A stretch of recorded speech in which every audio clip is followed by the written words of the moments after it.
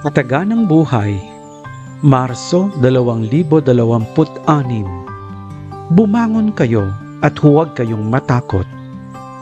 Umakyat si Jesus sa isang mataas na bundok kasama sina Pedro, Santiago at Juan, at mula roon nakita ng mga alagad ang kaluwalhatian ng Panginoon at narinig ang tinig ng Ama na kumikilala sa kanya bilang anak. Isa itong di pangkaraniwang karanasan dahil nasa harapan sila ng Diyos. Ito'y nagpahintulot sa kanyang mga nilalang na makilala siya sa kanyang buong kaluwalhatian. Nagpatira pa sila sa takot, ngunit hinawakan sila ni Jesus at sinabi, "Bumangon kayo at huwag kayong matakot." Ang pandiwang bumangon ay kadalasang ginagamit rin sa mabuting balita upang ipahayag ang muling pagkabuhay, tulad ng "huwag kayong matakot" na mga unang salita ni Kristong muling nabuhay pagkatapos batiin ang mga kababaihan sa walang laman na libingan. Ang mga salita ni Jesus na malakas at malinaw ay isang maigting na paanyaya sa isang bagong buhay na naging posible para sa mga alagad sa pamamagitan ng paghawak ng kanyang kamay. Minsan, pinipigil rin tayo ng ating mga takot at nabibigatan sa mga pagsubok sa buhay sa mga sitwasyong tila walang kalutasan.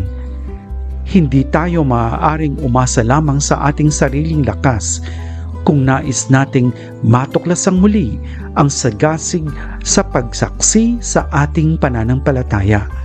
Sa halip, dapat tayong umasa sa biyaya ng Diyos na laging nangunguna sa atin.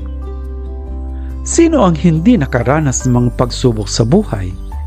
Ang mga ito'y nasa anyo ng pagkabigo, kahirapan, matinding kalungkutan at kawalan ng gana, pagdududa o tukso. Nakakatakot din ang materialistiko at individualistikong lipunan na nakapaligid sa atin, kasama ang mga digmaan, karahasan at kawalan ng katarungan. Sa harap ng mga sitwasyong ito, maaari ring gumapang papasok ang pagdududa. Saan napunta ang pag-ibig ng Diyos? Tunay na pumasok si Jesus sa bawat sakit. Inako niya ang lahat ng ating mga pagsubok sa buhay. Siya ang pag-ibig at ang pag-ibig ang nag-aalis sa lahat ng takot. Sa tuwing tayo'y inuusig ng takot o nasasakal ng sakit, makikilala natin ang katotohanang nakatago roon. Si Jesus ay naroon. Hayaan natin siyang pumasok sa ating buhay at pagkatapos ipagpatuloy nating mabuhay ayon sa nais ng Diyos sa atin na ibinibigay ang sarili sa pagmamahal sa ating kapwa. Matutuklasan natin na si Jesus ay laging pag-ibig. Masasabi rin natin sa Kanya, tulad ng mga alagad, tunay ngang ikaw ang anak ng Diyos. Bumangon kayo at huwag kayong matakot.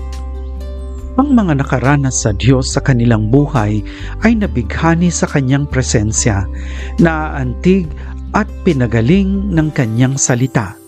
Kadalasan, ang pagsaksi ng isang Kristiyanong komunidad ay sumasama sa atin sa misyong ito at nagbibigay sa atin ng lakas ng loob na bumangon, lumabas sa ating sarili upang ipagpatuloy ang ating paglalakbay kasama si Jesus at ang ating mga kapatid. Pakinggan natin ang patotoo ng isang batang babae taga Syria. Sa katapusan ng nakaraang taon, dumaan ang aking bansa sa matinding paghihirap. Tinamaan ang aking lungsod sa isang daluyong ng kaguluhan at takot. Labis akong nag-alala para sa aking pamilya, sa aking mga kaibigan at sa aking sarili. Sa gitna ng napakalaking kawalan ng katiyakan, sinikap kong kumapit sa aking pag-asa sa Diyos at manatiling matatag sa kabila ng lahat. Bago ang mga pangyayaring ito, ang mga kabataang kasama ko Sa pagsasabuhay ng mabuting balita ay nagplano ng ilang mga proyekto upang suportahan ang mga pamilyang nangangailangan sa pamamagitan ng paghahanda ng mga pakete ng pagkain at pag-oorganisa ng iba't ibang proyekto. Ngunit dahil sa sitwasyon, napilitan kaming pansamantalang ihinto ang lahat ng mga aktibidad. Pagkalipas ng ilang araw, nagawa naming magsama-sama muli. At sa pagpupulong na iyon, nakatagpo kami ng lakas at tapang sa isa't isa. Nagpasya kaming huwag magpadaig sa takot, bagkus magtiwala kay Jesus at ipagpatuloy ang paglalakbay ng aming sinimulan. Sa pamamagitan ng pananampalatayang ibinahagi namin sa isa't isa, natulungan namin ang mahigit na 40 pamilya na tunay na nangangailangan ng tulong. Sa gitna ng mga paghihirap na iyon, nadama namin na salamat sa pag-ibig ng Diyos at sa aming pagkakaisa, tunay kaming makagagawa ng pagbabago.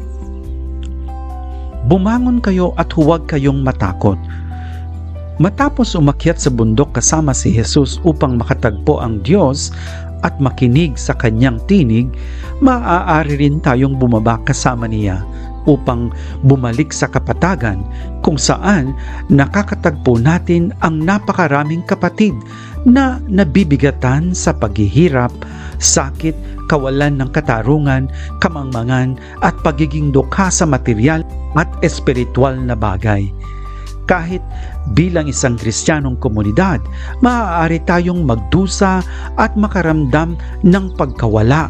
Ngunit inihimok tayo nitong salita ng Diyos na sama-samang sumulong upang dalhin sa lahat ang mga bunga ng ating karanasan sa Diyos sa pamamagitan ng pagbabahagi ng mga biyayang ating natanggap.